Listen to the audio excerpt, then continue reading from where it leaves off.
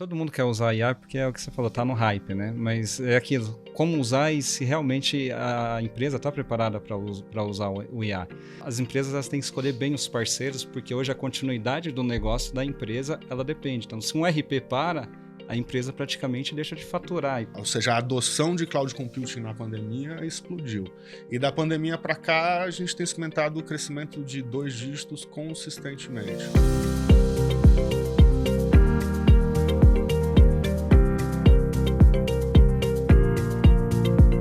Olá, seja muito bem-vindo ao nosso terceiro episódio do M&S Talk, um podcast onde a gente fala de tendências, de tecnologia. A ideia aqui é compartilhar com amigos e parceiros aí do mercado, pessoas aí que no seu dia a dia estão aí enfrentando os mesmos desafios, com a mesma temática de todos os executivos de TI. Quem trabalha com tecnologia tem que ser explorador, tem que ser aventureiro, tem que desbravar e muitas vezes aí lidar com essa tendência tecnológica super rápida, né? Com toda a velocidade que nos traz a tecnologia hoje.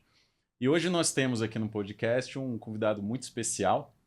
Temos 2 convidados especiais e um deles é o Alexandre Castelli. Ele é vice-presidente de comunicação e marketing da Abra Cloud. Hoje ele vai contar um pouquinho da história da Abra Cloud, como ela nasceu, qual é o propósito dela. E temos também aqui o Diego Vinícius, que é o sócio-diretor de infraestrutura cloud da MDS. Ele atua também na parte de pré-vendas e pós-vendas e vai falar um pouco daí das tendências dos mercados que a MDS atua hoje. Então vamos lá, vamos começar aqui pelo Diego. Diego, apresenta um pouquinho aí da MDS, do propósito da MDS. Olá a todos, sou o Diego, diretor de tecnologia e infraestrutura da MDS, né? Um dos sócios. A MDS ela nasceu para ser um cloud provider voltado para sistemas críticos, né? Então, o nosso foco é a hospedagem de sistemas e banco de dados de clientes em alguns mercados, como agronegócio, hotelaria e concessionária. O foco da MDS é atendimento, qualidade, questão da performance e realmente ser um parceiro dos nossos clientes na parte de tecnologia, né? Tenho 20 anos aí de experiência já na área de nuvem, né? E estamos caminhando aí junto com a MDS, os nossos parceiros, os nossos clientes. Legal. Vou passar aqui a palavra aqui para o Alexandre. Perfeito. Alexandre, muito bem-vindo. Muito obrigado pelo convite, Felipe. Muito obrigado pelo convite, Diego. Um prazer estar aqui com vocês. Obrigado por ter vindo. Imagina. Como você comentou, né, eu estou vice-presidente de comunicação e marketing da Abra Cloud. A Abra Cloud é a Associação Brasileira dos Provedores de Cloud Computing. É uma associação fundada em 2007, então remete aos primórdios da internet e do cloud computing no Brasil, né? Então somos algo em torno, esse número varia um pouco, hoje, se não me engano, nós somos 64 associados e os associados são as maiores provedores de cloud computing do país, né? E eu estou como vice-presidente de comunicação e marketing. A diretoria da Abra Cloud é eleita por uma chapa de a cada 2 anos e eu fui eleito nessa chapa como vice-presidente. Na chapa passada eu também participei como diretor de associados. Então, esse novo cargo para mim também começou no começo desse ano, esse novo desafio, né? Mas estamos muito felizes em estar aqui, em ter a MDS como nosso associado, né? Obrigado pelo prestígio. E além o trabalho na Abra Cloud é um trabalho voluntário, né? Então, além da Abra Cloud, eu também trabalho numa empresa de open source gerenciado. Então, a gente trabalha com automação de nuvem para provedores de serviço. Lá eu estou como Senior Business Advisor da empresa, né? Que é um nome bonito para dizer vendedor, né? Então lá eu sou o vendedor da empresa. E além disso, né, eu também, interesses pessoais aí, nem a gente estava conversando antes da gravação, né? Sou velejador aí, gosto muito. Trabalho a bordo, que nem a gente estava conversando lá com o Fábio sobre os canais de vela do YouTube, né? Sim. E também sou ciclista, então eu estou como Abra Cloud, mas também sou... Ficou meio chato. Né? Não, tá indo bem. Vai, pode ir. Não, cortar a produção. Pode, tá legal. Então, além de estar vice-presidente da Abracloud, eu também sou velejador e ciclista, que é algo em comum aqui nessa mesa. E né, motociclista também. E motociclista também. Então, acho que isso sincroniza muito com o que eu falei no início, né? De tem que ser aventureiro, tem um pouco de aventura, trabalhar com tecnologia.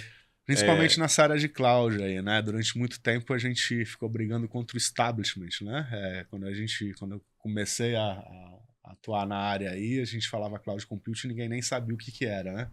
Hoje em dia tá na mídia, tá no rádio, você fala e todo mundo sabe o que é, mas há algum tempo atrás aí você precisava ficar catequizando o mercado, né? Precisava explicar o que era um data center para depois conseguir explicar o que era um cloud computing, né? Mas agora o mercado já está muito mais evoluído e se fala muito de soberania digital, né? De até onde a gente tem no Brasil um ecossistema capaz de substituir aí os grandes fornecedores internacionais, né? Nesse ponto, Alexandre, isso me traz aqui até mesmo uma pergunta para o Diego em relação a você olhou esse movimento da onda, do cloud, da maturidade da nuvem para criar a MDS? Sim, até a MDS, né, ela vendia equipamentos. Então a gente começou a vender equipamentos para nuvem, para data centers, e a gente falou, poxa, o equipamento você vende depois de 5 anos, você vai fazer uma nova venda. E aí a gente pensou, por que não já montar a nuvem? Porque a gente está fornecendo equipamentos para a nuvem. E aí a gente pegou bem esse gap, assim, de realmente o pessoal sair do on-premise e começar a ir para a nuvem. Então a gente pegou bastante redes de hotéis que tinham 16 hotéis, por exemplo. E aí ele tinha que ter um banco de dados, um backup, e aquilo não fazia sentido já para a gente, né? E aí a nuvem veio realmente para centralizar a informação, para dar uma melhor dinâmica, uma melhor administração para esses nossos clientes. Então a gente pegou realmente essa mudança que na época a gente falava que era uma tendência, né? Hoje já é uma realidade, né? Hoje o cliente que não está na nuvem, ele está atrasado. E a gente está pegando bastante até SMB, né? Clientes pequenos, que o que está acontecendo? Os RPs estão ajudando a gente a migrar para a nuvem. Então, assim, até clientes pequenos, hoje eles dependem totalmente da nuvem, né? E a gente fala assim, hoje a parte de nuvem, da questão digital, ela depende muito, assim, o cliente ele tem que saber escolher o parceiro de nuvem, porque a continuidade do negócio dele depende totalmente desse parceiro, né? Então, ter bons parceiros, uma questão até, aproveitando o pessoal da Abracloud, é assim, você vai ter um parceiro de nuvem, vê se ele está realmente numa associação que é um porta-voz, que tem realmente um embasamento para ser um pré-requisito para que ele seja nossos parceiros de nuvem, né? Então, a gente pegou bem essa demanda e hoje realmente nuvem, assim, né? A questão da IA, acho que popularizou, o pessoal ficou mais interessado em realmente saber o que é um data center, o que é um cloud, então isso tem avançado bastante. A gente não tem mais dúvida, né, da necessidade, né, da nuvem, acho que tudo está em nuvem praticamente hoje. Lógico que como na curva de adoção a gente sabe que tem os early adopters, né, que foi o que aconteceu há algumas décadas, 2, talvez 3 décadas atrás, que foram os primeiros a migrarem, saírem do seu servidor, migrar para um colocation, mas ainda ser dono da sua máquina. E depois veio a onda de que, poxa, eu não preciso ser dono da máquina, eu não preciso que a máquina esteja no meu pé aqui para eu ver a luzinha acendendo e apagando. Eu posso terceirizar isso. Eu posso confiar isso para uma empresa que vai cuidar dessa máquina e vai hospedar meu sistema. E eu não preciso enxergar essa máquina. Não é, Alexandre? E também é mais do que isso, né? As empresas como a MDS, elas fazem um trabalho hoje que não é todo mundo que faz, né? Esse trabalho de proximidade que vocês têm com o cliente, né? Se você vai numa grande empresa de software aí que usa nuvem, ela não se importa muito se você está funcionando ou não está funcionando, né? Ela quer te entregar a conta, né?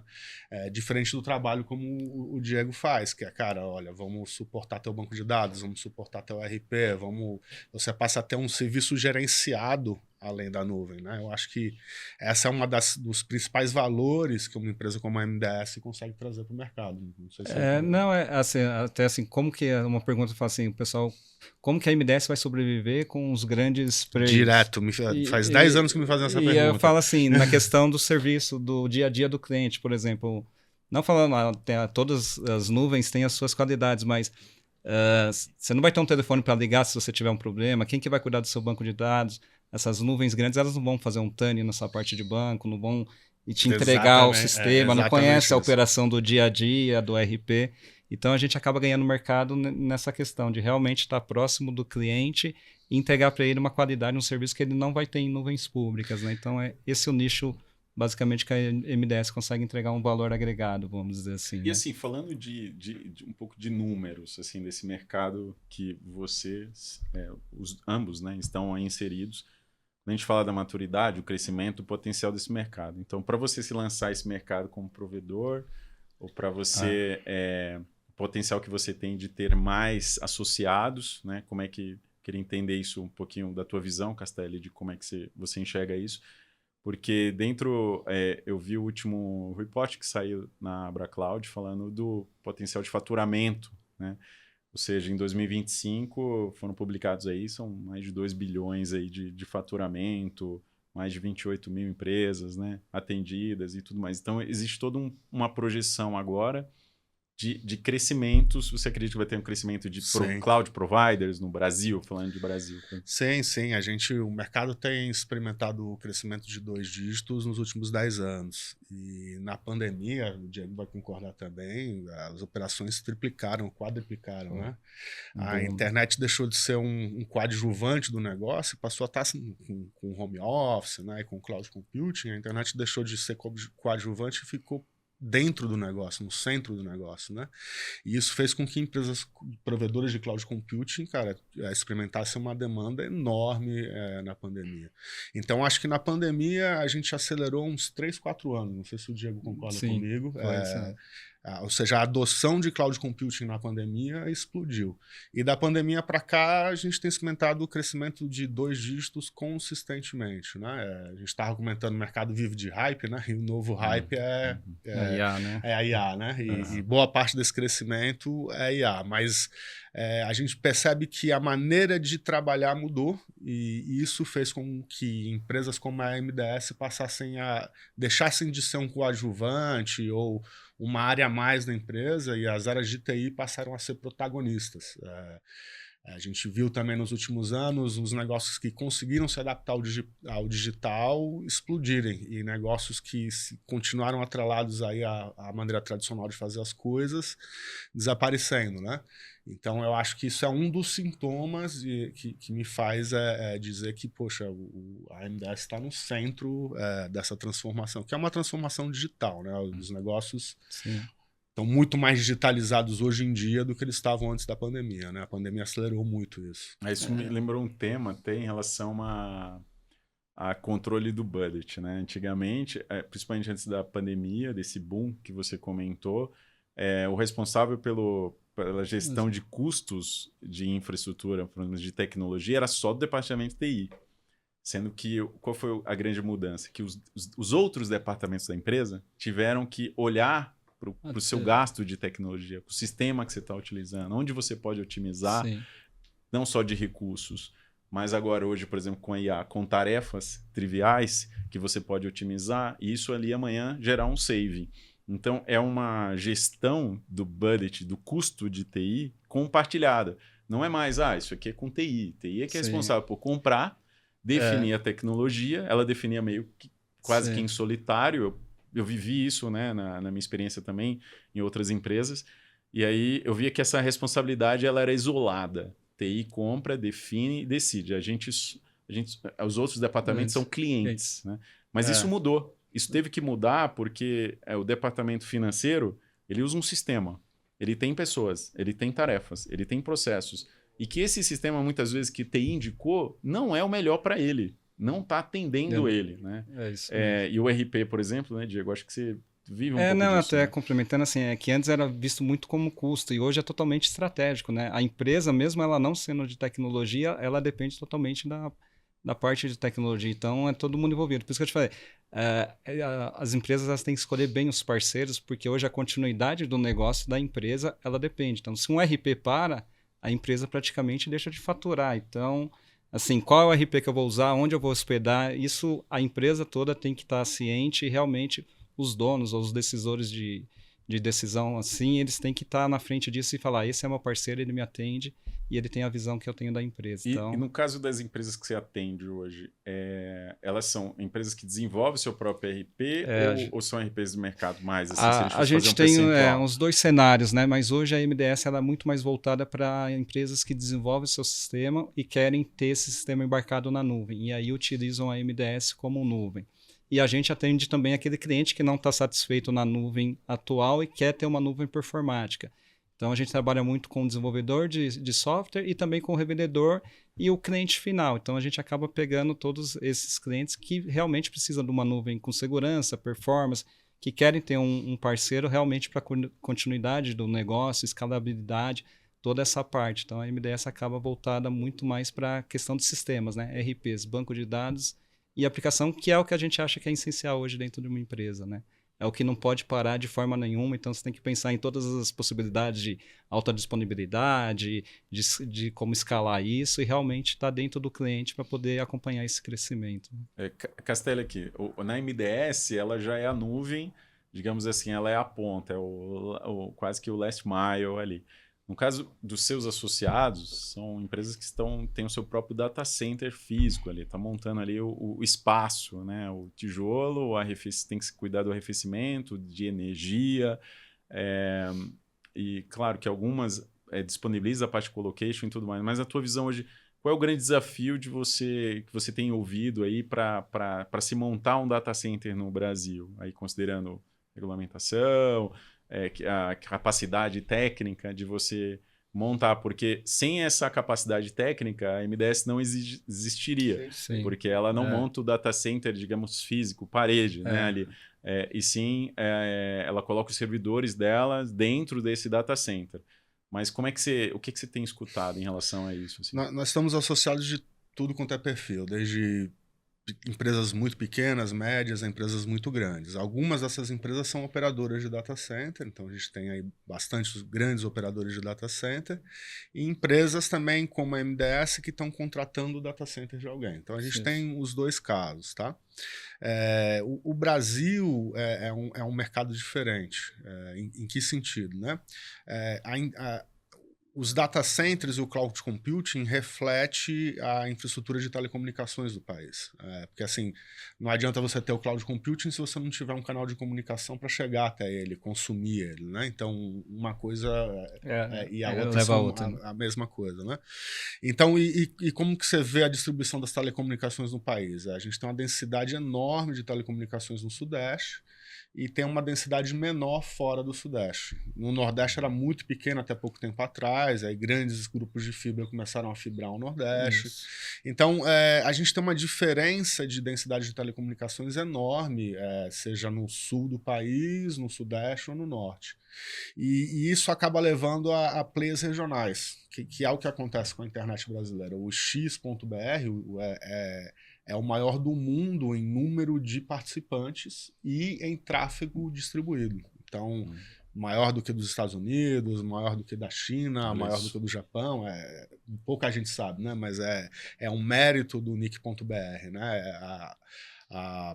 O modelo de internet do Brasil é um modelo muito distribuído. Então, você tem aí dezenas de milhares de operadoras de telecomunicações, né? E cada operadora trabalhando no seu estado ou na sua região.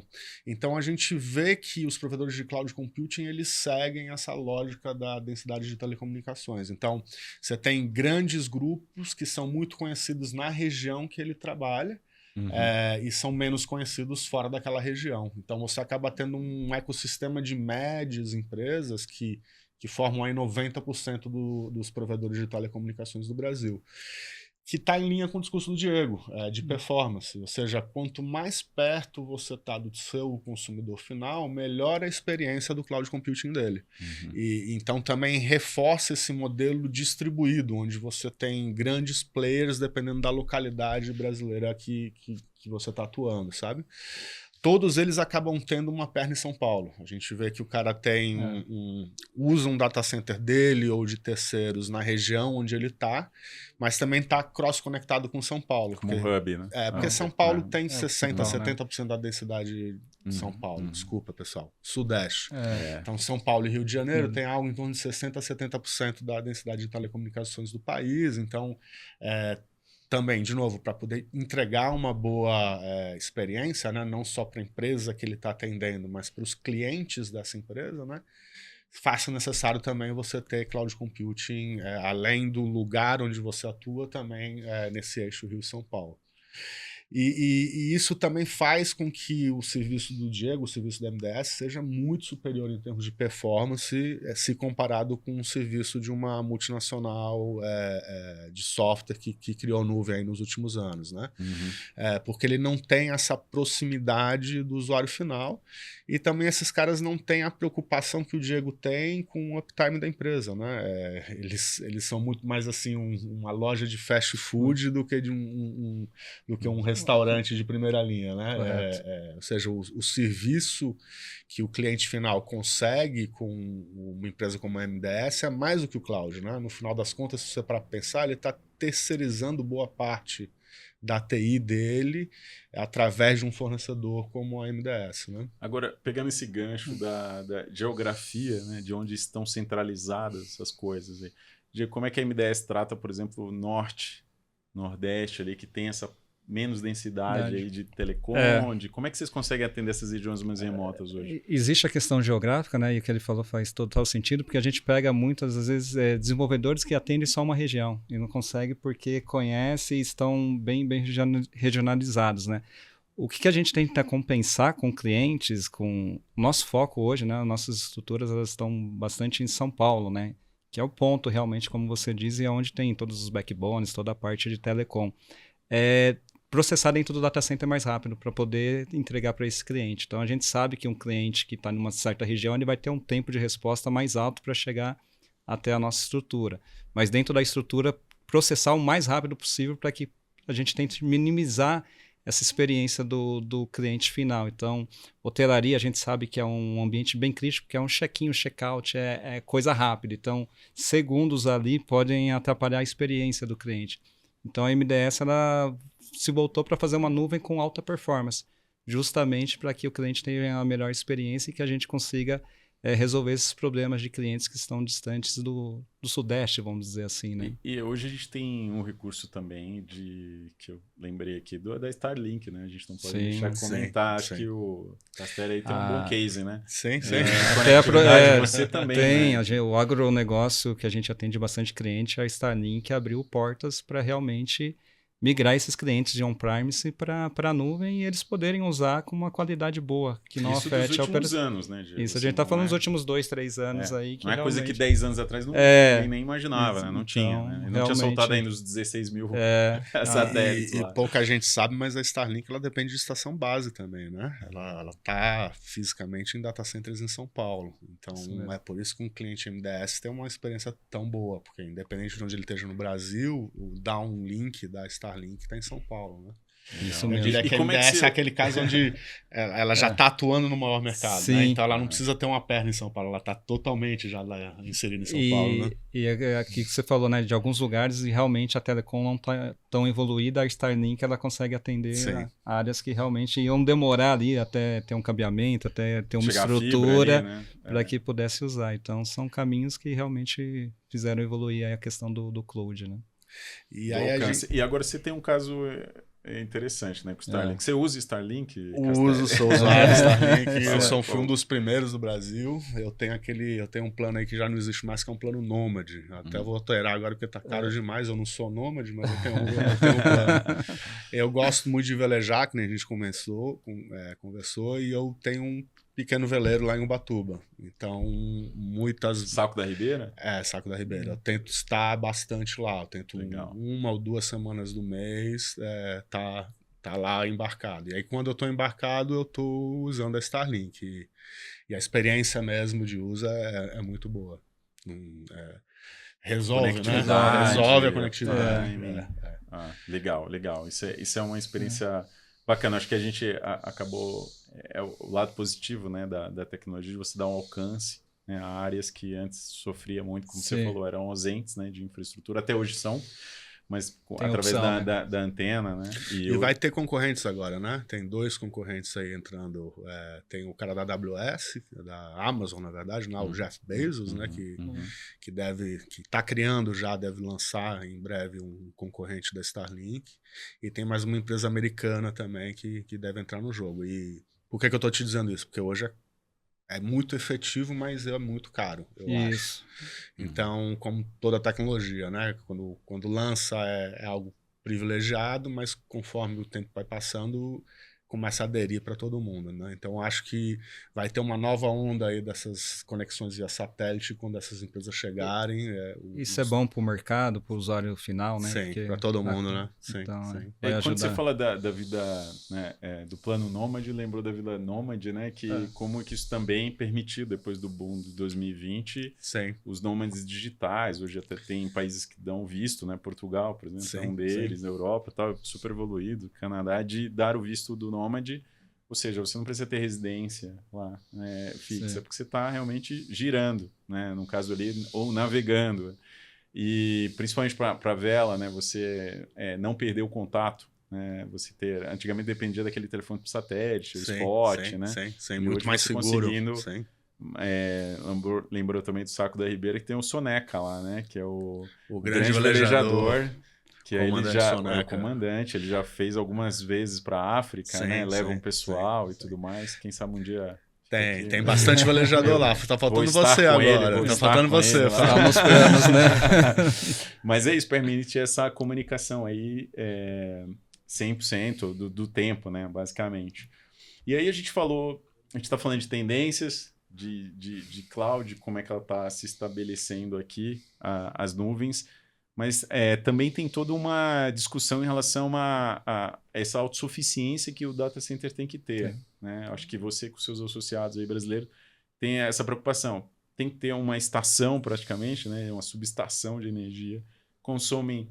Como é que você escuta os corredores em relação à preocupação com o consumo da água? Tem toda uma polêmica em relação a isso agora também, né? o cloud foi para mainstream, agora o data center foi para mainstream aí, né? Teve o Redata, aí saiu nas notícias, agora todo mundo fala de data center, né? E a gente vê um interesse violento da Faria Lima. A Faria Lima tem ligado para a associação direto, ou seja, tem muita empresa recebendo aporte, né? E a Faria Lima percebeu que esse negócio de data center é um novo imóvel, né? Eles estão muito acostumados a fazer investimento baseado em imóvel. É um novo shopping, né? O imóvel digital. Não é mais o imóvel humano, mas o imóvel digital, né? Então a gente está vendo data center crescer em tudo quanto é lugar, né? E aí a gente vê também essa preocupação da água. Talvez o pessoal, o outro associado possa falar melhor, que são data centers, né? Mas eu converso bastante com o pessoal da Ascent, que são parceiros de vocês também, né? Parceiros, sim. E eles me falam que, cara, realmente os data centers mais antigos tinham esse problema de usar muita água, mas os data centers novos, o consumo é muito pequeno.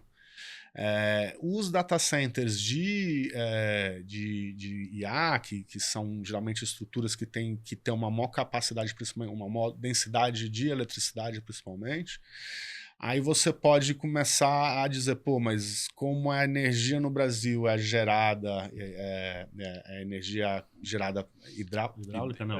Hidrelétrica. Hidrelétrica. Exatamente. Nossa. Hidrelétrica como... Corta aí.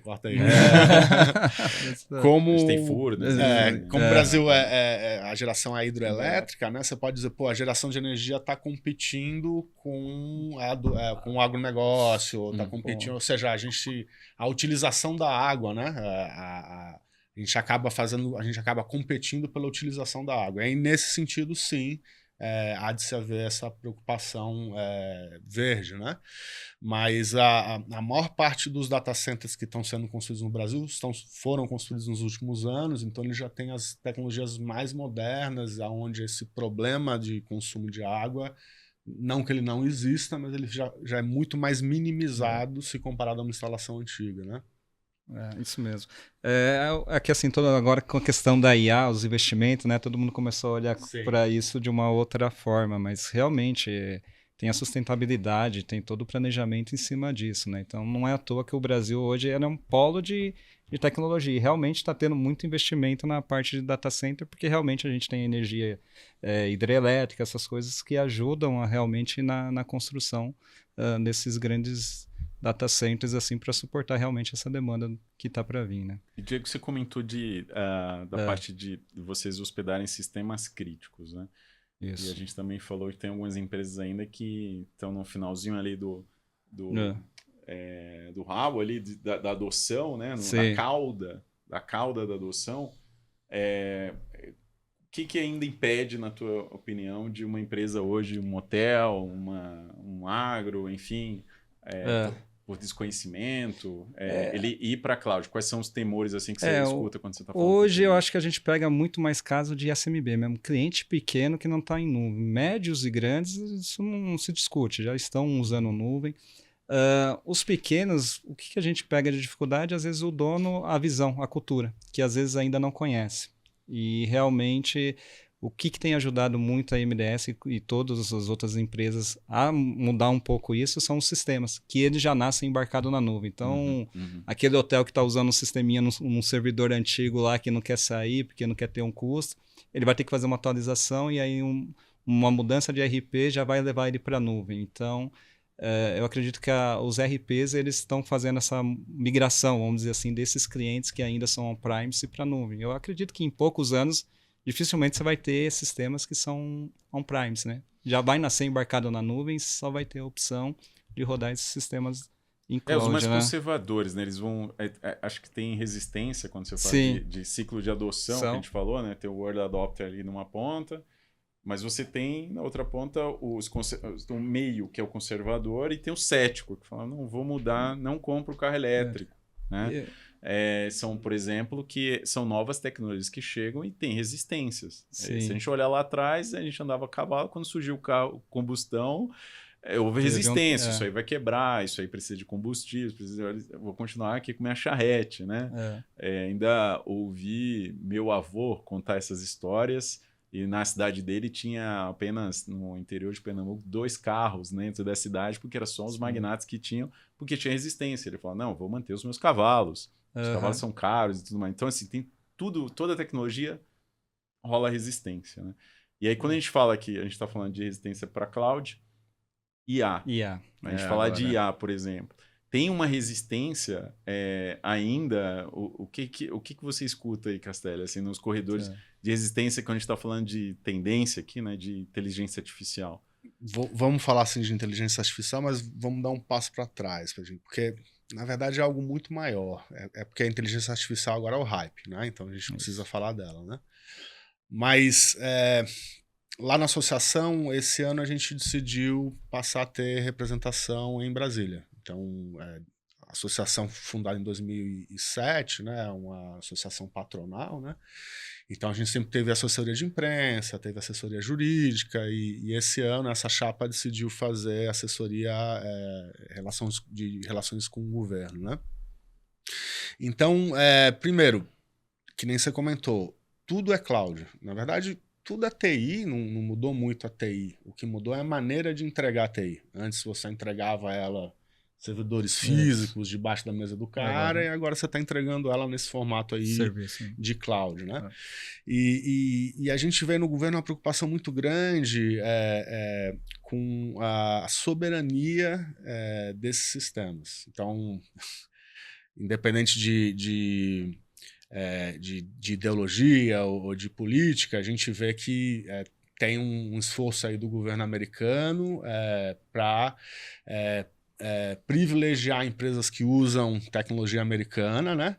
E para taxar ou para fazer a vida mais difícil de empresas que não estão usando tecnologias americanas. E do nosso lado, o Pix é o principal exemplo, né? Que está sendo aí atacado como concorrência desleal, ou seja, o governo americano, o governo atual principalmente, todos os governos, mas o atual ele é mais visível nisso, né? Ele tenta não é do interesse dele que os países, as empresas fora dos Estados Unidos tenham sua autonomia, né? Ou tenham sua soberania, né?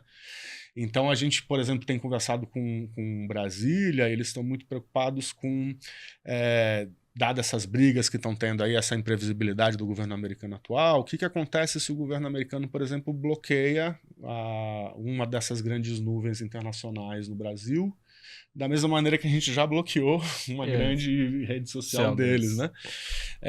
E, cara, o que acontece? Para tudo. Para tudo. É tudo dependente, né? As grandes país, empresas. Então, a Brasília tomou consciência da importância dessa soberania digital. E agora a gente está influenciando eles para que eles revejam grandes contratações com provedores internacionais e passem a privilegiar provedores nacionais nessas operações, né? E é só mais uma dessas coisas. O presidente da associação, Roberto Bertol, uma pena que ele não conseguiu estar aqui, mas ele fala muito também da soberania do que você está perguntando.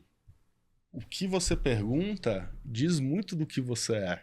Né? Verdade. Direto a gente vê um maluco lá botando no Google cianureto, aí abre as bandeiras vermelhas, o cara quer matar alguém e tal, liga pra polícia, mas ou seja, o que você pergunta fala muito do que você é. Então também tem a soberania. Cara, você tá perguntando para uma LLM, para uma IA estrangeira, você tá treinando essa IA estrangeira e ao mesmo tempo você está expondo toda a tua informação para ela, né? Total. Será que isso é bom para a gente, como país?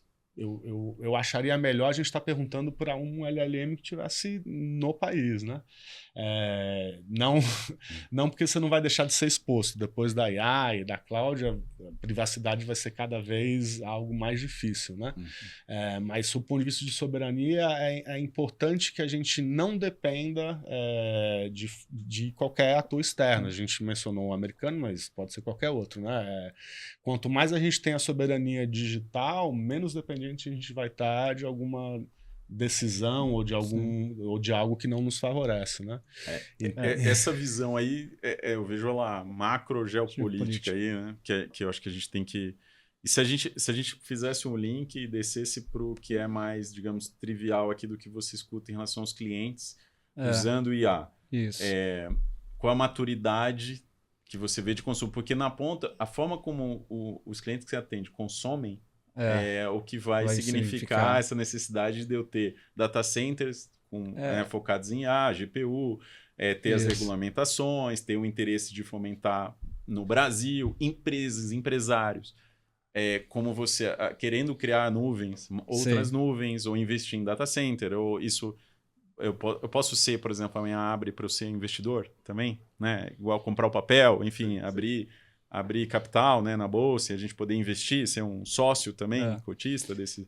Eu mesmo, super interesse, né, nisso. E você, o que você escuta em relação a essa adoção das empresas no dia a dia? Assim? Todo mundo quer usar IA porque é o que você falou, tá no hype, né? Mas é aquilo, como usar e se realmente a empresa está preparada para usar o IA.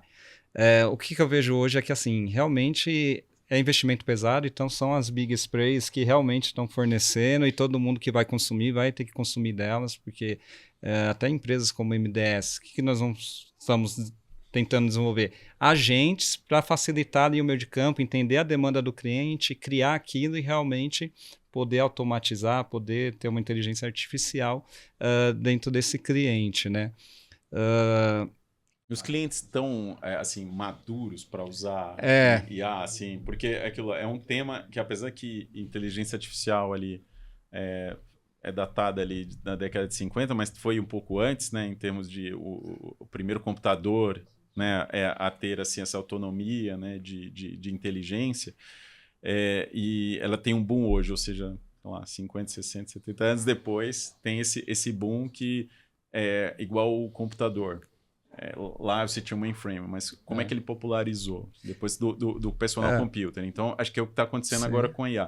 Por causa das empresas, elas estão entendendo a IA, na tua opinião, como concorrente, como um assistente? Como é que você vê isso? Eu acredito que ainda está tá começando a usar, né? O que eu vejo assim, eu acho que em 3 anos a IA vai estar embarcada em tudo, né? Então, todos os sistemas, tudo que você usa por detrás vai ter embarcado. E eu acho que o desafio é como fazer isso ser rentável e ser viável para as empresas, né? Porque hoje todo mundo acha, vou usar IA, porque vou economizar, vou automatizar, mas às vezes você vai ver ali que não vai ganhar o que você queria, né? Vamos dizer assim, a parte, por exemplo, do nosso atendimento hoje, ele ainda é humanizado. Por quê? Porque o cliente ele gosta de falar com o técnico, ele gosta de alguém que responda ali rápido. Poderia jogar um chatbot ali e resolver, porém não é o perfil do meu cliente. Então é algo que talvez eu economizaria, vamos falar assim, né? Não precisaria ter uma equipe ali, porém para o meu negócio ainda IA nessa parte não. Porém, em outras coisas faz total diferença. Então, automatizar, ter ali alguma coisa que facilite no dia a dia do cliente e realmente a IA já hoje ela já tem o seu uso, né? Então, assim, é algo que é muito novo, mas eu acredito que em 3 anos a IA ela vai estar embarcada em tudo. Então, Diego, todo o sistema, a nuvem, tudo isso por detrás, ela vai ter que ter IA, senão você vai estar fora do mercado, vamos dizer assim, Você né? diz que usa IA dentro da MDS, né? Para criação de robôs, para otimização training de banco de dados, por exemplo, não? Ou da tua área de infraestrutura. Mas comprar GPU, placas, montar um servidor, é caro, é barato, compensa? Como hoje é que você a gente rentabiliza o ROI disso? Isso, então. Hoje em dia a gente viu que o investimento é muito alto. Hoje compensa mais a gente consumir dos grandes players do que fazer esse investimento e tentar desenvolver e competir com eles. Que não tem como, né? Vamos ser bem transparentes. Assim, é um investimento muito alto para você competir com algo que você não vai ter tanto mercado. Então, hoje, todo mundo que utiliza o IA, vamos dizer assim, está utilizando dos grandes players e ali fazendo um agente, alguma coisa que venda como se fosse uma IA própria, mas consumindo token desses grandes players. Ela é um composto de um conglomerado né, de IAs. A gente tem uma visão dos associados, né? Primeiro, o que eu vejo, para poder consumir IA, você precisa ter a nuvem híbrida. E é algo que o Diego comentou. Necessariamente você vai estar trabalhando com algum serviço de software estrangeiro rodando SA que alimenta teu ERP de alguma maneira ou que o teu ERP alimenta ele de alguma maneira. Então, primeiro, a nuvem híbrida é o que possibilita você trabalhar em diferentes infraestruturas ao mesmo tempo, né? Então, no presente, a gente vê esse consumo de nuvem híbrida. A gente já tem alguns e nuvens internacionais. A gente tem poucos, mas tem alguns associados que investiram pesados em GPUs no Brasil. Tem muito a ver com o quão perto ele está do cliente dele para operações críticas. Então, operações que exigem baixo delay, por exemplo, robótica, carros autônomos, né? Esse tipo de transação, ou esse tipo de workload, né? Que é um workload de IA, mas também ele é muito sensível a delay. Não tem outra maneira de fazer sem ter o processamento das GPUs perto do consumo da informação, né? Então, a gente vê alguns caras indo nessa direção, não são todos, e hoje a grande maioria está consumindo IA estrangeira. Mas a gente também tem que lembrar que IA é um hype, né? Então, da mesma maneira que a internet foi hype há 20 anos atrás, né? Eu comentei antes da gravação, né? Quando veio a internet, a gente achava que não ia ter mais nenhum lojista, que o comércio ia ser totalmente online. E 20 anos depois disso, a gente percebe que não, na verdade, eles se complementam, né? Sempre vai existir o e-commerce e sempre vai existir a loja. Então, eu acho que a IA está mais ou menos no mesmo nível de expectativa que, como todo hype, né? Como foi o hype da internet. A gente acha que tudo vai se transformar em IA? Eu acho que sim, que nem o Diego comentou. Tudo vai ter IA, mas não para substituir alguma coisa, mas para potencializar. Aí então, você tocou num ponto. Pessoas, isso, né? People. Aí a gente está falando de staff. Hoje, pela maturidade, hoje a gente tem acho que 65% do uso é para pergunta e resposta, que não é, digamos assim, ainda todo o potencial que ela tem de, por exemplo, um acesso remoto, de codificação hoje, né? De criar uma aplicação, não só revisar um código, mas você criar a aplicação do zero, criando prompt, criar a sua alma, né? O seu clone, e você jogar tudo que você já escreveu até hoje, ela pegar toda a forma como você escreve e poder tomar ações ali. Mas, falando do básico, né? No final, isso aí tem um medo de substituir pessoas, né? No seu caso, tua equipe. Sim. A tua equipe tem essa preocupação. Pô, você é substituído no atendimento. No que você escuta aí, Castelli, em relação à substituição e o que você acha, né? Eu acho que grande como todo hype, a maior parte dos projetos de IA vão falhar. E por quê? Vamos lá. A gente comentou aqui antes da gravação. Muitas empresas estão substituindo a mão de obra júnior por inteligência artificial. Só que não tem ninguém sendo preparado. Quando você elimina essa mão de obra, você não está preparando ninguém para um dia ser sênior. Então, não tem muito futuro isso. E as empresas vão perceber isso. O que eu acho que é o futuro a força de trabalho vai estar muito mais empoderada e vai ser muito mais produtiva com o uso da IA. E quem não entender IA corre um sério risco de ficar desempregado, porque vai ser um novo normal você ter esses assistentes, o que já é, né? Se a gente olhar os Estados Unidos, a Europa ou a Ásia, eles estão 2, 3 anos na nossa frente, né?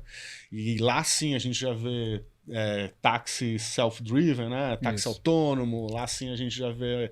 agora tem um sistema novo da Boeing que pousa o avião sozinho. Cara, tudo isso precisa da IA, tudo isso precisa de 5G, redes 5G estabelecidas, a gente ainda não tem, né?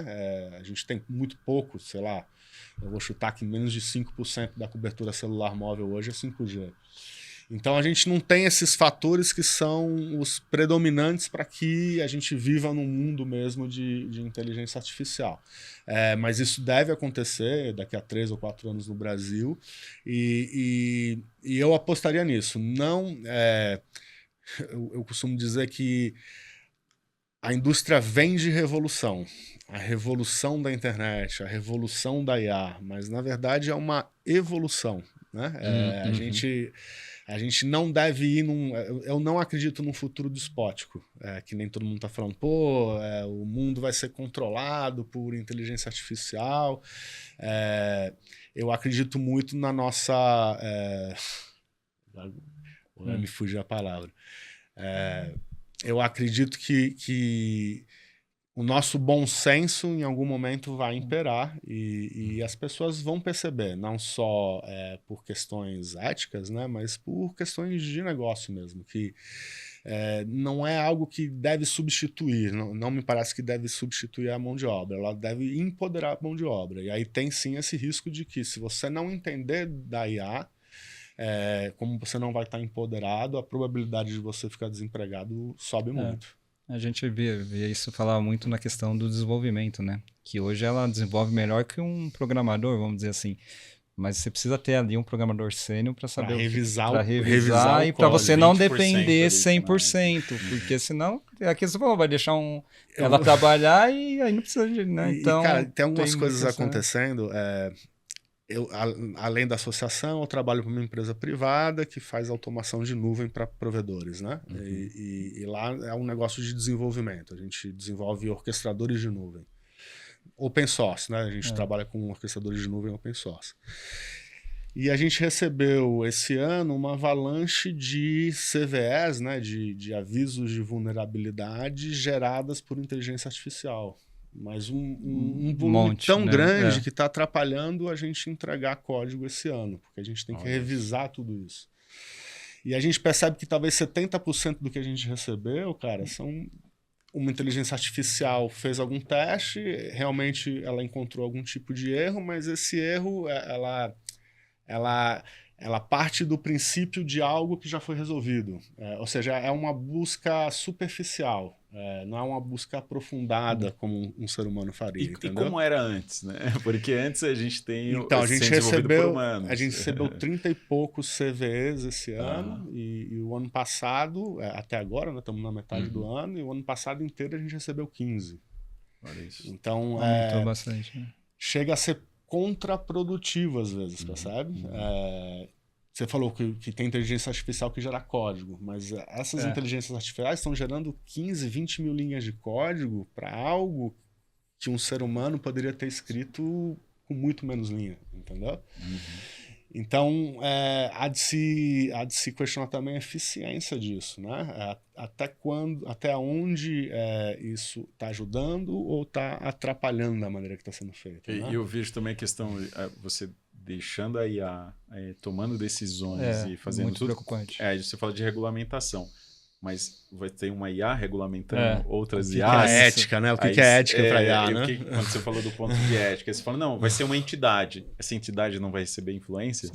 Né? Vamos dizer que eu pego uma entidade, eu crio uma entidade hoje para regulamentar as IAs.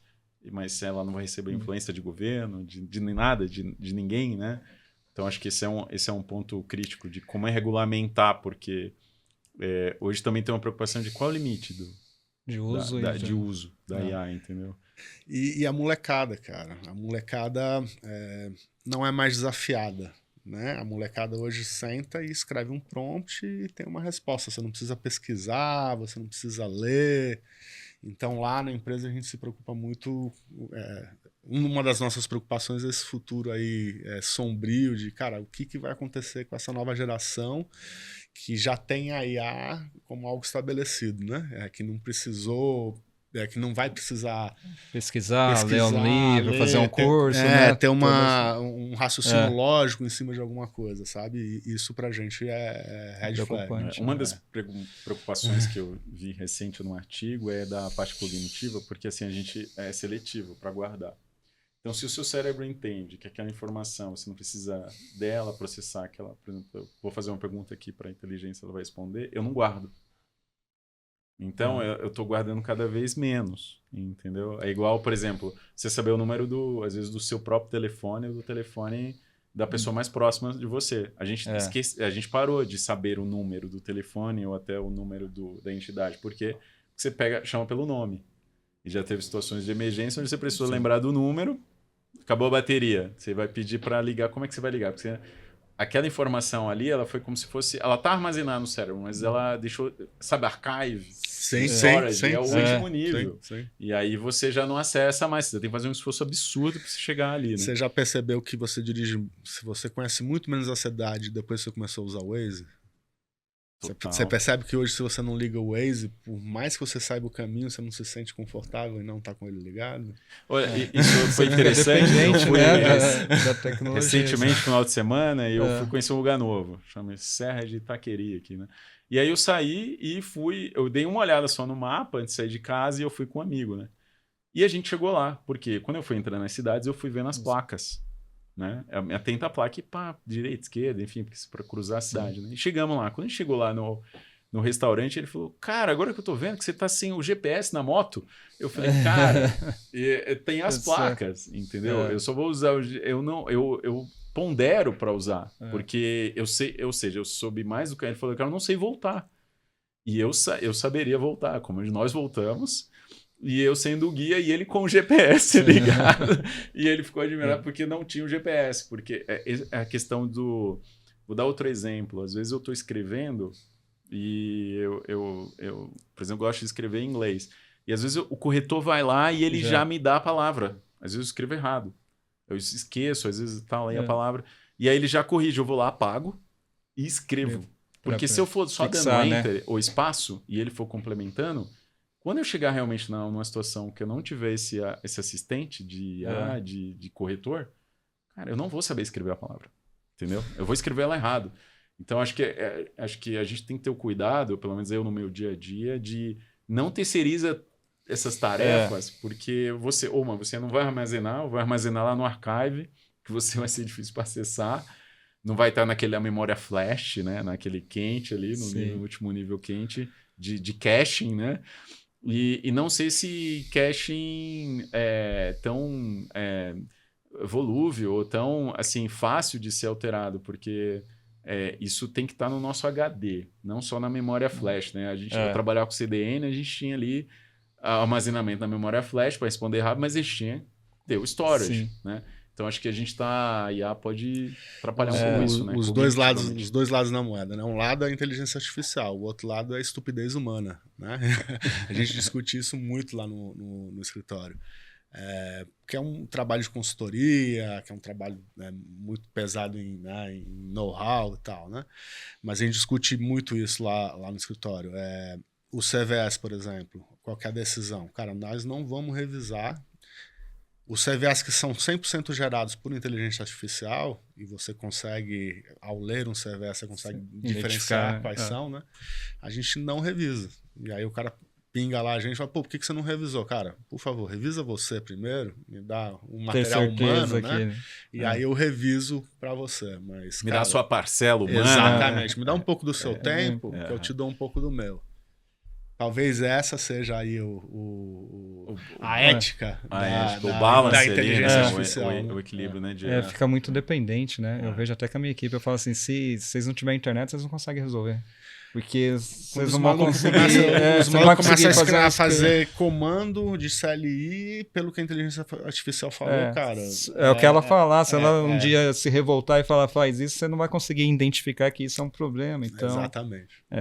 Esse é o grande problema. E depende do jeito que tu pergunta, ela pode responder de um jeito ou de outro, né? Então, aquele profissional que não sabe extrair a informação certa e não tem conhecimento, realmente... Mas a gente tem essa preocupação, sabe, Fábio, de que vai ser dessa geração, cara. E, sabe, é algo que nós três precisamos estar preocupados, cara, porque são os nossos filhos, né? Sim. São a próxima geração, né? Como que a gente vai garantir que esse pessoal também desenvolva um senso crítico das coisas, né, cara? Eu vejo até pelo meu filho. Estudar, não, pai, eu conheço o ChatGPT. Então, basicamente... tudo ele tem ali fácil, né? Sim, então, difícil. Não vai mais numa biblioteca, não vai ler um artigo, não, entendeu? Não tem mais a busca pelo conhecimento. Ele é alimentado por aquilo, mas aquilo não fica na memória dele. É algo que é assim, né? Vago, realmente. Reativo, não é uma coisa ativa, né? Então, isso é E vai perdendo isso. Eu estava outro dia com um professor de faculdade e ele falando... É um gerente de TI de uma empresa importante aí de São Paulo.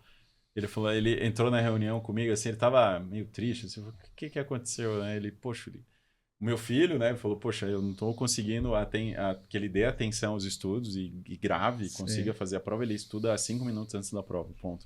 E aí eu falei, mas você é professor, né? Ele falou, então, mas os 40 alunos, 39 estão no celular, ou no iPad, ou no tablet, né? Ali, e não estão me ouvindo, ou estão olhando para mim, mas não estão processando o que eu tô falando, né? Porque você vai olhar e agora tem o tal do olho congelado lá. Então, a pessoa tá olhando, mas eu não tô escutando, não tô processando.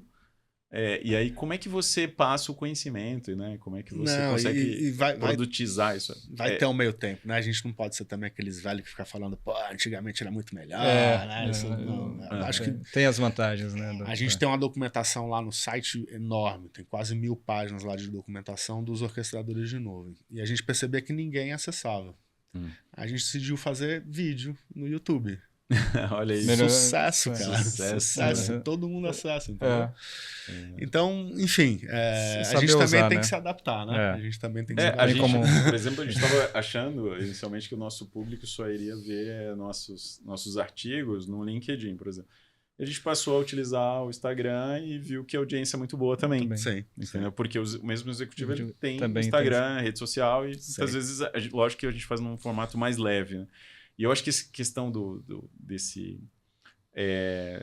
equilíbrio do uso da tecnologia e não uso da tecnologia lembra, mais uma vez, a questão da navegação, que no curso lá, por exemplo, você tinha o Plotter, né, que você tem um sistema super, você tem o Navionics, né, um aplicativo e tudo mais, você faz toda a rota, mas aquilo ali pode tudo parar de funcionar. E aí o comandante Copela ele obrigava a gente a fazer compasso com a carta náutica, ler a carta náutica, né? Ler. E ainda tem um segundo nível, que eu não sei se o Castelli já chegou nele, que é o sextante, né? Quer dizer, tudo falhou, eu sei a localização, né? Sim. E que é super, assim, já salvou muitos velejadores aí, né? Sim, eu uso bastante agulha, que é o que você falou, direto. A embarcação você está sempre arrumando, né, Fábio? Você primeiro arruma para poder navegar, né? Então, enxuga gelo. Quanto mais simples lá, melhor, né? Então, eu uso bastante agulha. Navegação astronômica já é capitão, e lá eu sou mestre ainda, né? Mas o meu próximo passo é a navegação astronômica. Mas é o que você comentou, cara. Tudo isso é muito mais fácil. Cara, o que é mais fácil? Você vê um chart plotter, né? Ou você vê lá o seu celular, um Navionics, ou você fazer uma medida de a quanto de distância, ou qual que é o ângulo da estrela com relação ao... Pô, muito mais fácil. E deve usar, né? Muito mais preciso também, né? Mas é o que você comentou, se você também não tem a base, quando aquilo te falta, você faz o quê, né? Então é uma boa analogia aí com essa questão da você vai perder a rota, você não vai saber se localizar, você não vai poder pedir para te salvar, porque você não sabe onde você está. Sim. Então acho que é a questão do funcionário hoje, ou da gente mesmo, que a gente tem que fazer, não só quem trabalha com a gente, né, no nosso time, mas esse exercício que eu falei do corretor, de brigar com você também, né, de você ler, né? Porque hoje também a gente perdeu a questão do tempo de leitura. Escrita. Hoje eu tenho uma dificuldade, que chega um lugar que tem que escrever. Aí, por exemplo, a hotelaria é uma coisa que mudou. Porque antigamente você chegava... Eu viajei muito, né? E aí era o papel. Preenchia tudo, eu já mandei tudo isso por e-mail e eu tenho que chegar aqui e ainda preencher, senão dá uma preguiça. A minha maior preguiça é o check-in de hotel, né? E aí, mas mudou hoje, por exemplo, a última vez, você faz eu já mandei informação e eu só assinei. Ele imprimiu todas as informações, foi um check-in rápido, assim, sabe, express. Ou já usei o Totem lá para fazer. Mas às vezes tem um exagero da tecnologia, porque às vezes o Totem, ele trava, aí vem um cara para te ensinar e demora mais. Eu falei, meu amigo, se você me atender, eu já estava no quarto. E aí você está forçando eu usar aqui, né? Tem um pouco disso, vocês não sentem isso, né? Tem uma forçação, algumas situações de base, você usar o tal do totem ou da tecnologia, coisa que na relação humana seria muito mais rápido. Eu vejo muito em mercado, né? Pelo menos onde eu moro, tem as duas opções, né? Você tem o caixa e você tem o totem. E você vê o totem vazio. Todo mundo numa fila enorme, porque tem dificuldade, porque dá problema. Mas é o que eu falei, é o que ele falou, eu acho que vai convergir e vai ter os dois, né? Eu acho que não tem como não ter também, né? Porque facilita, então aquele que quer ser ágil, rápido, pode usar, mas eu acho que também não vai abandonar o que já tinha, né? Então, eu acho que realmente os dois mundos aí vão convergir para poder trabalhar em conjunto. Né? Essa questão da fila, às vezes eu vou abastecer e tem o check-out automático, aí não tem ninguém. Aí tá lá que tem a caixa, tá 3, 4 carros. Eu falo, mas as outras... Mas até um exemplo bom, o McDonald's, né? Colocou totem e resolveu o problema de fila. Então, são soluções que você pode falar assim, talvez aqui tenha feito efeito, ter automatizado, ter... Efeito positivo. Positivo, aí, né? Porque antes eu lembro que era filas e filas. E vai ser cada vez mais difícil você falar com o ser humano, né? Você vai estar sempre falando com um sistema ou até uma inteligência artificial, né? Mas... E aí eu acho que a gente vai entender o que é realmente VIP. O que é o mais VIP? É você ter alguém para falar com você, que nem aqui na MDS, que você vai ligar. É o que a gente ainda quer manter isso por isso. Né? Porque em outro você vai falar cá tem inteligência. Que pagar o premium, né? Tem que até você chegar em alguém, né? Nada impede de você entregar para o cara um sistema que ele possa também acompanhar, que ele possa ver, né? Mas a diferença do contato humano, né? Eu acho que vai sempre existir. E quanto mais premium a experiência, menos automatizada. Vai ter um suporte de automação para melhorar a experiência do cara, mas não o fato de eu poder olhar para o Diego e fazer uma pergunta para ele e até mesmo falar da vida para ele, vai ser cada vez mais uma experiência premium. Mas hoje a gente meio que associa o premium ao automatizado, né? Eu acho que a gente está perto de uma virada e daqui a alguns anos a virada vai ser essa. A experiência premium ela vai ser menos automatizada. Eu sinto isso quando a gente tem os encontros no escritório, que a gente fala 1000 assuntos por hora. E no remoto a gente fala o básico. O básico, rápido, às vezes né? Não é nem assim, olha, preciso disso, né? Quer dizer, você fica muito super objetivo. Quando você entra numa reunião hoje, se você 1 minuto, às vezes, né, que você atrasa, tem um efeito, porque as pessoas estão... Acho que assim, muda a forma da gente raciocinar, porque às vezes no presencial você fica 15 minutos para começar o assunto, às vezes meia hora para você começar o assunto principal. Você pode dar uma atrasadinha. No remoto, 1 minuto já tá todo mundo louco, maluco ali, esperando você. Pô, será que ele tá doente? Será que ele morreu? Será que ele não vai aparecer, né? E aí você fala, poxa, é só é só um tempo, às vezes, dele ligar o computador ali, né? A gente não... eu acho que rola uma ansiedade maior, né? Quando você está usando... e aí, quando você vai para a experiência premium, de olhar no olho, você sentir a velocidade, a forma como você tramita os assuntos, né? Articula os assuntos, fica muito mais, para mim, na minha opinião, mais leve, assim, sem tanta afobação, né? Sem tanta ansiedade. E isso é o que garante o futuro da MDS. Sim. As pessoas pode me falam, optar. desde que entraram esses grandes concorrentes internacionais, as pessoas me falam, devem falar para você, pô, mas como Vai você vai deixar conseguir desistir, competir né? com um cara... Pô, cara, é por causa desses caras que eu vou crescer a 2 dígitos por ano. Mas essa é a visão que a gente tem mesmo, de realmente ter algo que eles nunca vão entregar, né? Sim, porque eles não têm interesse em entregar. Não tem, né? não é o foco. Então, realmente, a gente pega essa... E é difícil fazer isso no volume, né? Sim, crescer e manter isso, né? Vamos dizer assim. Desafio seu, né? De crescer, não perder a qualidade, não perder a forma de atendimento. Então, esse é um dos nossos desafios. Realmente, está evoluindo e manter o que a gente acha que é essencial, né? Atendimento e performance. Hoje, os nossos pilares, assim, vamos dizer.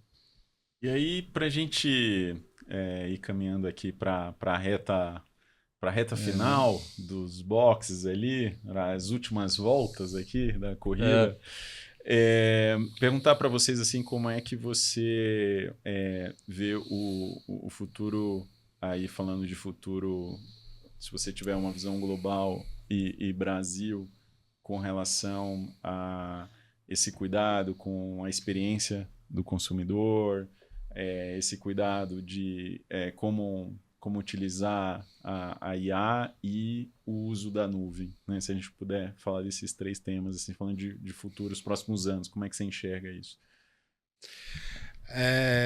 Se a gente vê a evolução natural é API. Então, sistema de nuvem que não conseguir ser acessado por outro sistema vai consistentemente perdendo mercado. Porque a gente está vivendo já na internet das coisas, né? Não sou mais eu que acesso um sistema, pode ser uma inteligência artificial ou um outro sistema acessando a nuvem, né? Então eu diria que API é algo importante. API. Quanto mais API você conseguir desenvolver para o teu serviço de nuvem... Mas ele vai integrar com todo mundo, né? Isso.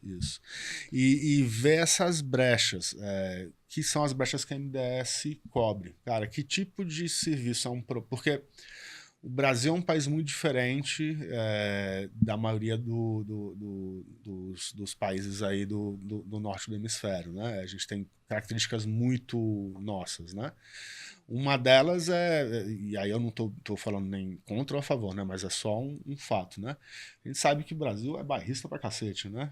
E alguns mercados, então, que você fala, os segmentos são muito, né? Tem lugar no Brasil que o cara não faz negócio. Se você não for da região do cara, ele não faz negócio com você.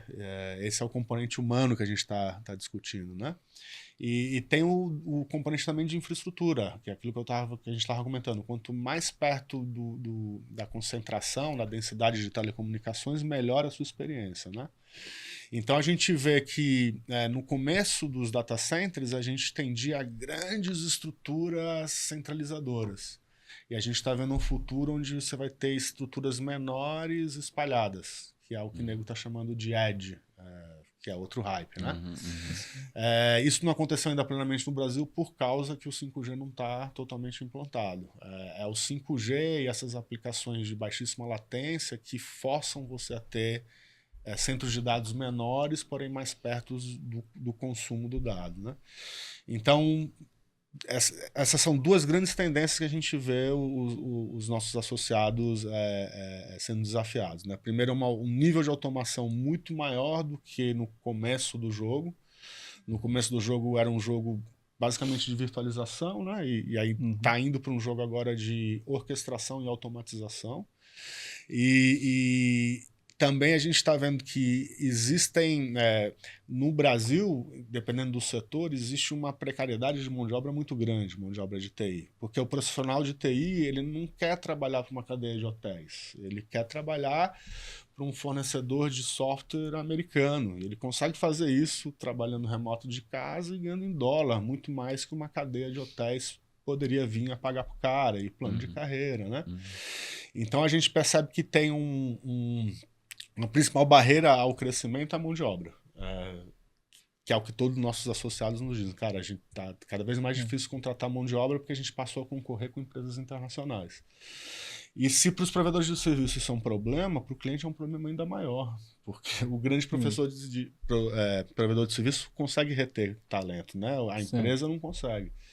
Então, empresas como a MDS, elas passam a ser uma maneira de você terceirizar a TI. Não sei se você concorda com isso, faz sentido para você? Faz. Então,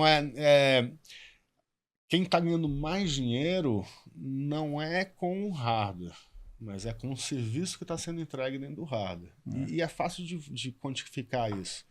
Quando o cara quando você vende uma nuvem de ERP, você está vendendo as licenças de ERP juntas, você tem uma receita muito maior do que vender só os servidores para o cara. Né? Então, a gente vê que o caminho da lucratividade é esse, e também é o caminho que melhor atende o usuário final, dado o contexto brasileiro. É sabe? serviço, né? É serviço. A camada, né? A gente está falando de tendência, que futuro da MDS, assim, em termos... nessa lógica, né? Nessa linha de pensamento. Não, isso que você falou de API, integração, a nuvem, multinuvem, né? Assim, acho que tem mercado para todo mundo, mas você tem que falar com todo mundo, não tem como ser fechado, tá? A gente até cuida de muitos clientes que eles estão usando grandes RPs e eles são fechados quando estão na nuvem desses RPs. E aí, quando eles vêm para a nossa nuvem, a gente fala, não, você tem acesso ao seu banco, é só ter a forma certa. Então, realmente não tem como você não conversar com todo mundo, até porque depende. Você falou, se tiver uma nuvem pública que tem um problema, a MDS vai ser afetada? Indiretamente, sim, porque vão ter integrações ali que vão defender. Eu vejo que no futuro a questão da IA vai ser um assunto que a gente sempre vai falar, porém eu vejo também esse uso. Eu acho que é muito hype, é muita coisa, e no dia a dia a gente vai ver realmente o que vai ter em questão de uso. A questão dos preços, né, que aumentaram muito por causa disso, então não sei se isso vai estabilizar ou não, senão a gente sempre vai ter uma alta demanda aí de valores por GPU, por disco, tudo isso que está demandando. E o crescimento, né? Eu acho que o Brasil, para data center, hoje está sendo um dos principais e realmente está tendo muito investimento. Isso é bom para o mercado, né? Fomenta, isso é bom para o crescimento, mas existem algumas preocupações que talvez o tempo aí a gente vai ter muito assunto para conversar e ver quais são as tendências. Né? Que tem problemas que ainda nem surgiram. Assim, não adianta querer pensar lá na frente, não são né? percebidos, né? Estão aí, porque a gente tende a ver somente o latente ali, né? A pedra no sapato. Mas tem muita coisa ali no meio dessa estrada que a gente vai encontrar, que são, por exemplo, a questão da adaptabilidade de novos empregos. Então, tem o que eu digo, muitos empregos terminaram, por exemplo, a Cancela. O cara da Cancela do supermercado que ficava ali entregando ticketzinho ali, pedágio. Mas hoje você tem o condutor de transporte com seu próprio carro, que era um emprego que hoje sustenta ele e a família dele. Ele roda o dia inteiro com o próprio carro ali dentro de um aplicativo, que é um novo emprego que não existia. Sim. Hoje eu alugo o meu apartamento quando eu não estou utilizando, ou o quarto da minha casa na praia, que era uma forma de renda, de receita, que a tecnologia permitiu. Hoje uma pousada que antes ninguém sabia que ela existia, hoje ela tem uma rede social ou uma plataforma de cadastro de hotéis que ela consegue colocar ali. E ela era muito boa no que fazia, mas era conhecida por um público muito fechado, só por indicação. Ela passou a ter visibilidade. Então, acho que assim, vão sim findando aí, né, empregos, funções, mas vai ter essa adaptação, ou seja, vão surgir outros empregos que há 20 anos, 10, 15 anos atrás não existiam. Você não falaria que você ganharia dinheiro com esse tipo de receita, né, de atividade. E às vezes, por exemplo, você pega a pessoa diarista, ela só tinha a sua casa para atender. Não, hoje você tem 2 ou 3 Airbnbs, ela está atendendo esses 2 3 Airbnbs, um exemplo. Né? E o que possibilita tudo isso é porque a internet está no centro da coisa. Não é mais um coadjuvante, né? Tipo, todos esses modelos de negócio que você mencionou, eles só são possíveis por causa da internet. Se não tiver internet, não tem esse tipo de modelo, né?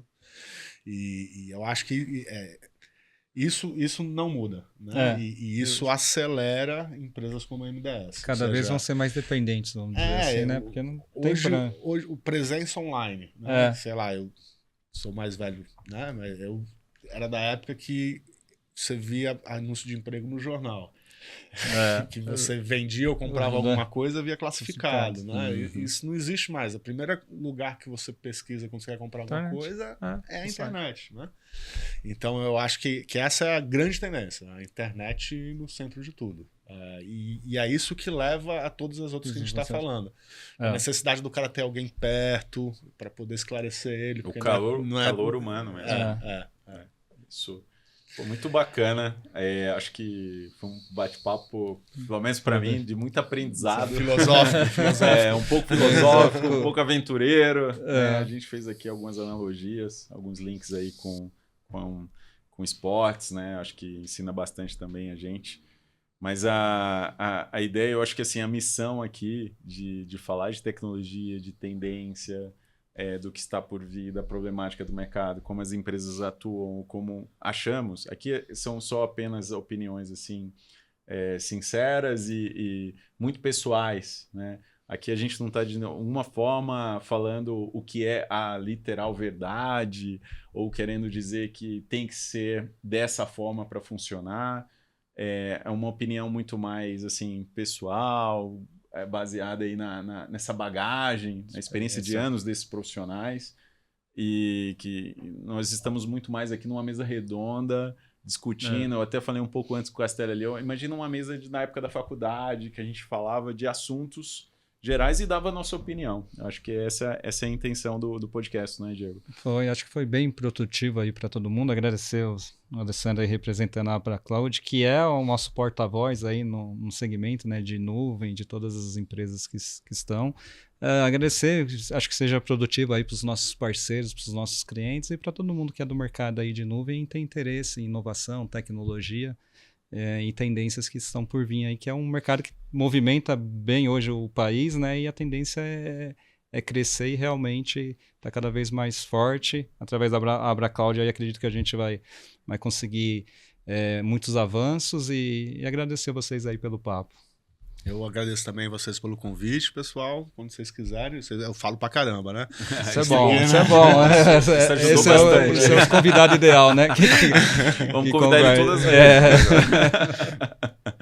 Muito bom. Obrigado demais aí pela sua participação, por aceitar aí essa aventura, essa jornada com a gente. Eu que agradeço. Conta com a gente. A gente quer que essa relação aí dure muito tempo, sem limite aí de tempo aí, e que a gente possa continuar compartilhando aí nossas experiências. Com certeza. E sugestões aqui. Bom, agradecer a audiência de vocês, esperar vocês aí no próximo episódio nosso, MDS Talk.